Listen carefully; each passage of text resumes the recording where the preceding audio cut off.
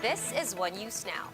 The Health Department welcomes the downgrade of Metro Manila and nearby provinces to a more lenient quarantine status. Let's discuss that further with Greg Gregorio, who joins us live from Mandaluyong City. Hi, Greg. What were the further recommendations of the DOH?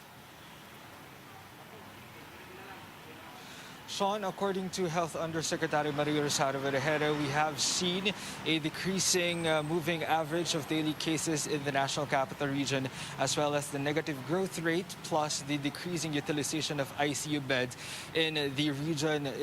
According to her, it indicates that the NCR Plus is ready for the GCQ with heightened restrictions. Heightened restrictions, though, would mean that the non-essential movement is calibrated. Thus, they are recommending for the continuous compliance to the minimum public health standards among individuals, and they are recommending to the LGUs to immediately isolate and detect and isolate those individuals who are possibly positive with the infection. Sean? All right, Greg, now were there any updates given on the COVID-positive Filipino crew members of the MV Athens? How is the gene sequencing for possible detection of the Indian variant going?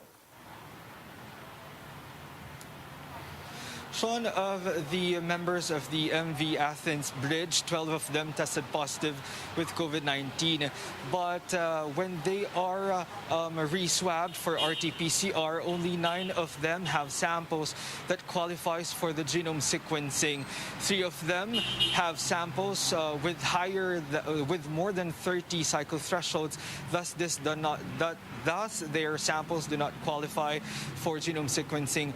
The other one has or needs a rerun of test because the initial sample had contamination. Sean?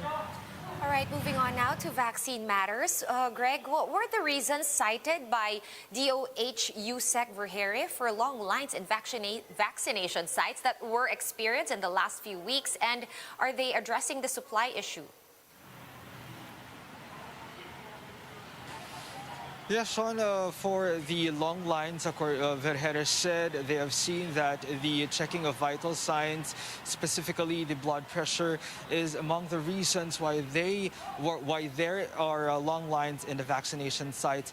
They have already issued new guidelines saying that the checking of blood pressure is no longer needed, but only for those who have established hypertension and for those with diseases or comorbidities that the physicians would deem needed to be under observation. And for the supply, according to Vergere, they are assuring that all the vaccine supplies here in the country, including those that are expiring in June and July, will not go to waste, as there are strategies on how to utilize these vaccines. Sean?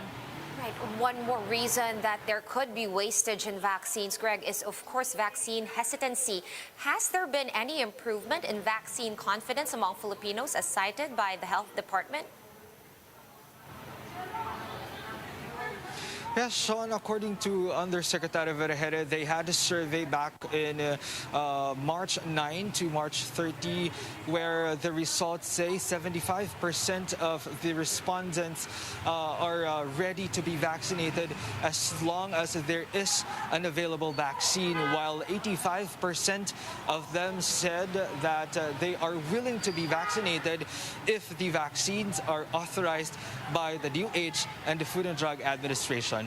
According to Vergere, this percentage is now much higher than the previous 60% recorded prior to the inoculation. Sean? All right. Now, the business sector is pushing this vaccination pass. What are the thoughts of the DOH on that? Are they supportive of this? Sean, Undersecretary Vergere said the Department of Health will not recommend the issuance of vaccine pass for vaccinated individuals, including senior citizens, allowing them for unlimited access to indoor facilities and activities.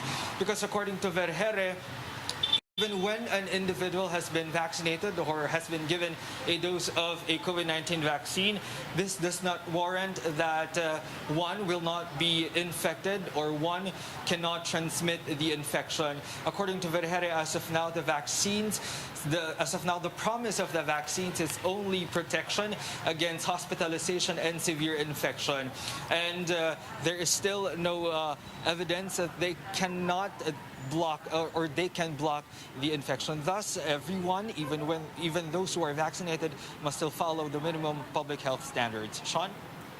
Right, loud and clear. Now, did the health department also allay fears on some of these on-hand COVID-19 vaccines nearing the expiration date, which seems to be an issue of late?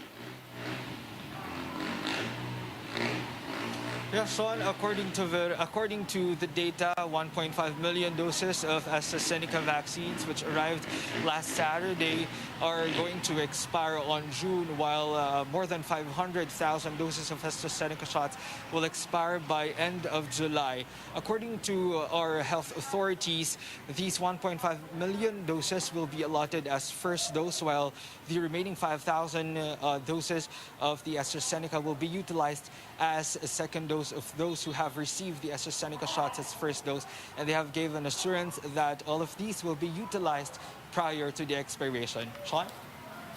Thank you so much for all those updates from Mandaluyong City. That was Greg Gregorio of News 5. Let's move on to other stories we're keeping our eyes on.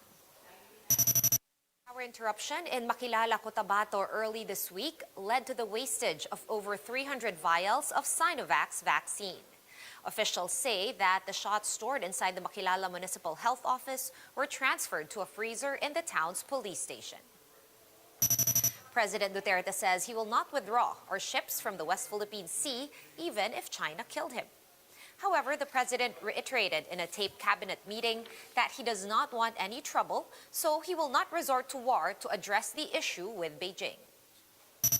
And still on the West Philippine Sea issue, Senator Risa Ontiveros wants Malacanang to retract defeatist statements on the matter. The senator urged the palace to instead set the record straight immediately. Ontiveros made this remark after spokesman Harry Roque claimed that the country has never been in possession of the Julian Felipe Reef. For more updates, visit News 5, The Philippine Star, and Business World online. Visit our website, onenews.ph, for more in-depth analysis. You can also catch One News on the Signal Play app. Register for a free account at www.signalplay.com and stream One News live anytime, anywhere. Mask on, wash hands, and stay safe, Philippines. I'm Sean Yao. We are One News.